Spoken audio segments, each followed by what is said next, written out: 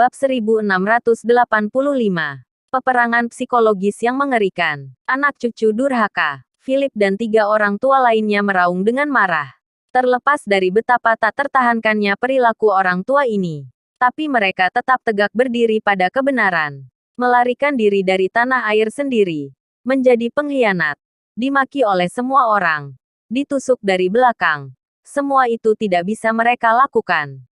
Bajingan-bajingan tidak berbakti ini juga telah memindahkan sebagian besar aset properti. Mencuri sebagian besar sumber daya yang secara khusus diberikan oleh Zamaris kepada kami. Aku sangat kesal. Memalukan sekali. Generasi yang lebih tua merasa malu. Tetapi orang-orang seperti John tidak menganggapnya. Sebaliknya mereka bangga akan hal itu. Tidak lama kemudian, John dan gerombolannya tiba di Waregel. Mereka disambut hangat oleh Waregel. Mereka memiliki aset yang banyak, dan memiliki sumber daya.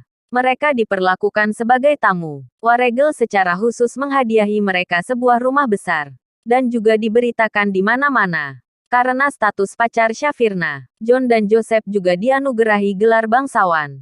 Menikmati segala yang ada di Waregel. Mereka juga memberitahu keluarga Andersen dan Pramana segalanya. Ingin menjemput semua orang ke sana.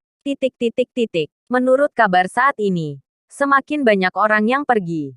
Prajurit Fradron dan yang lain tidak punya waktu untuk mengurus hal ini. Berdasarkan situasi saat ini, Neslandia akan binasa. Ini jelas merupakan trik yang sengaja digunakan oleh negara luar. Sekali mendayung 2-3 pulau terlampaui. Selain menampung para elite Neslandia.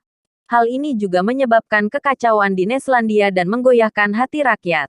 Opini publik semacam ini terkadang lebih menakutkan daripada senjata. Menghancurkan pertahanan psikologis rakyat adalah pukulan terbesar bagi Neslandia. Membuat rakyat tidak lagi percaya pada Neslandia. Merasa bahwa Neslandia akan segera berakhir. Di bawah keruntuhan internal dan eksternal semacam ini, Neslandia akan benar-benar binasa.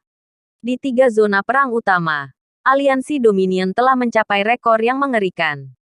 Tak lama kemudian, garis pertahanan keempat akan direbut. Garis pertahanan kelima hanya tinggal menunggu waktu. Aliansi Dominion dengan sengaja mengumumkan ke seluruh dunia bahwa garis pertahanan kelima dari Neslandia akan direbut dalam waktu 1 minggu. Tanah Neslandia akan dibagi. Begitu berita ini keluar, semua orang Neslandia menjadi goyah dan panik. Rakyat hidup dalam kegelapan. Sebelumnya, semangat semua orang tinggi dan mereka merasa bahwa Neslandia tidak terkalahkan. Namun kemudian, keadaan berangsur-angsur merosot. Muncul ketakutan di hati semua orang.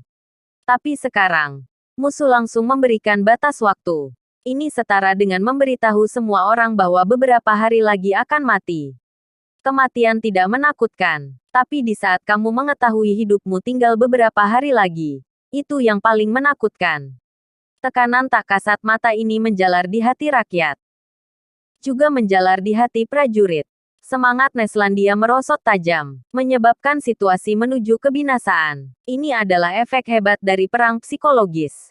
Tidak diragukan lagi ini membuat lawan semakin berhasil. Pada saat ini, Neslandia diselimuti satu lapisan ketakutan. Ditambah dengan hasutan semakin ekstrim dari para pengkhianat Neslandia. Menyebabkan perbandingan yang kontras antara Neslandia dan negara lain. Negara luar adalah surga. Neslandia adalah neraka dunia. Mereka yang tinggal di Neslandia akan runtuh. Di sebuah markas perbatasan Neslandia, Richard, pria bermantel, dan lainnya berkumpul bersama dengan beberapa petinggi aliansi Dominion. Sekarang garis pertahanan utama Neslandia sudah hancur lebur.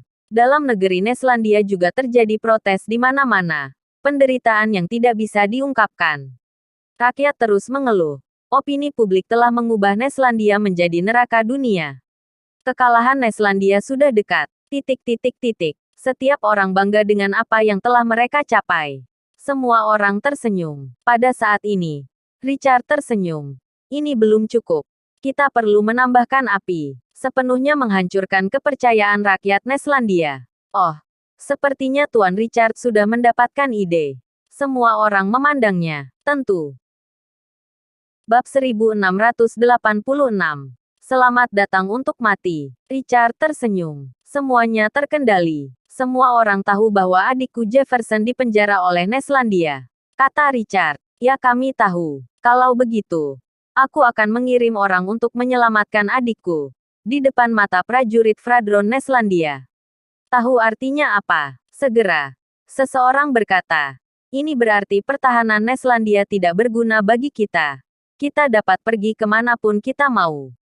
Bagian dalam Neslandia kosong. Habis digerogoti oleh kita. Benar. Itu berarti Neslandia pada dasarnya sudah menjadi milik kita.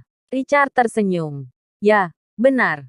Jika itu terjadi, apa yang akan dikatakan seluruh dunia? Apa yang akan dipikirkan oleh rakyat Neslandia? Semua orang tersenyum. Pertahanan psikologis rakyat Neslandia telah dihancurkan. Ini belum cukup. Terus tambahkan api. Di mata Richard terpancar cahaya-cahaya dingin. Hah, ada lagi. Semua orang terkejut. Di mana tempat terpenting Neslandia? Tentu saja ibu kota. Gandala. Jika kamu memenangkan Gandala, itu akan mengibaratkan setengah dari Neslandia telah dikendalikan. Dalam hal kekuatan, bisa dikatakan bahwa Neslandia sepenuhnya sudah terkendali, kata seseorang. Richard tersenyum dan berkata, oke, kita kirimkan Master untuk memasuki Gandala. Hancurkan semua departemen utama Neslandia. Seperti prajurit Fradron, kita harus menghancurkan dan menangkap orang-orang utama. Jika tiba saatnya, Neslandia akan diserang secara internal dan eksternal, dan akan habis digerogoti oleh kita. Richard tersenyum. Bagus. Cara ini sungguh bagus. Selain itu, Neslandia telah mengirim semua pasukan yang ada ke zona perang. Pertahanan Gandala pasti kosong. Kita kirim Master untuk merebut Gandala sepenuhnya. Neslandia akan kita duduki. Prajurit Neslandia yang berperang di garis depan juga akan mengalah tanpa bertempur. Semua orang semakin mengagumi kecerdasan Richard.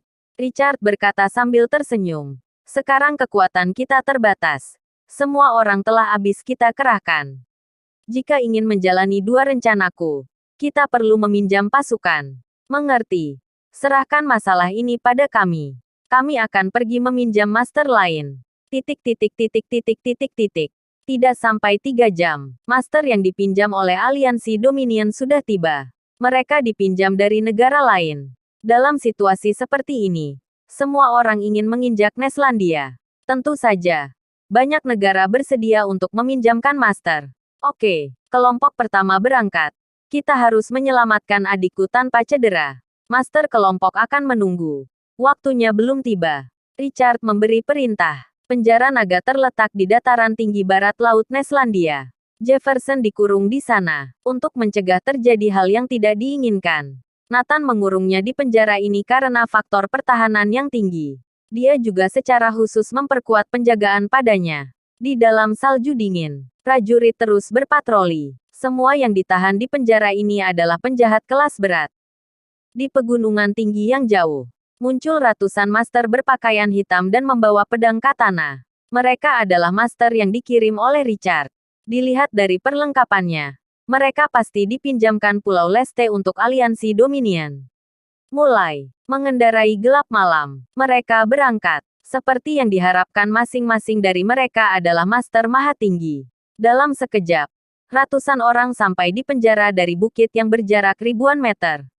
Bunuh. Ratusan orang langsung menyerang. Bum bum bum. Tepat saat itu, penjara tiba-tiba menyorotkan lampu-lampu terang, membuat tempat ini seterang siang hari.